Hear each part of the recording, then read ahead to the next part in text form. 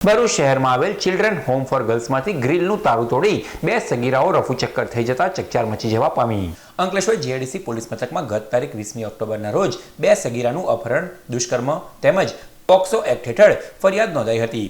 30 નવેમ્બરે એક સગીરાને ભરૂચના ચિલ્ડ્રન હોમ ફોર ગર્લ્સમાં રાખવામાં આવી હતી, જે બાદ બીજી સગીરા મળી આવતા તેને પણ 7મી ડિસેમ્બરે ચિલ્ડ્રન હોમમાં રાખવામાં આવી હતી. સંસ્થામાં બંનેને ઉપરના માળે વચ્ચેના એક રૂમમાં રાખવામાં આવી હતી. રાત્રિના સમયે સંસ્થાની બાળાઓની દેખરેખ માટે Sushilaben Gohil female night guard તરીકે ફરજ બજાવતા હતા. તે દરમિયાનમાં રાત્રિના 11:15 વાગ્યાના અરસામાં સુશીલાબેને અધિક્ષક એવા પ્રિયાકુમારી પઢિયારને ફોન કરી જાણ કરી હતી કે સંસ્થાની બે સગીરાઓ દેખાતી નથી, જેના પગલે તેઓ તુરંત જ ત્યાં પહોંચી ગયા હતા. જ્યાં તેમણે સીસીટીવી કેમેરાના ફૂટેજથી તપાસ કરતા રાત્રિના 9 કલાક અને 27 મિનિટે બંને બહેનો તેમના બેરેકમાંથી બહાર નીકળી હતી, જે પૈકીની એક નીચે વોચ રાખતી હતી, જ્યારે બીજી ઉપરના માળે આવેલી લોખંડની ગ્રીલમાં મારેલું તાળું પથ્થરથી તોડતી જણાઈ હતી. તાળું નહીં તૂટતા નીચે ઊભેલી સગીરાએ ઉપર જઈ ચાવી વડે તાળું ખોલ્યા બાદ બંને ત્યાંથી તેમનો સામાન લઈને ભાગી ગયા હોવાનું જણાયું હતું.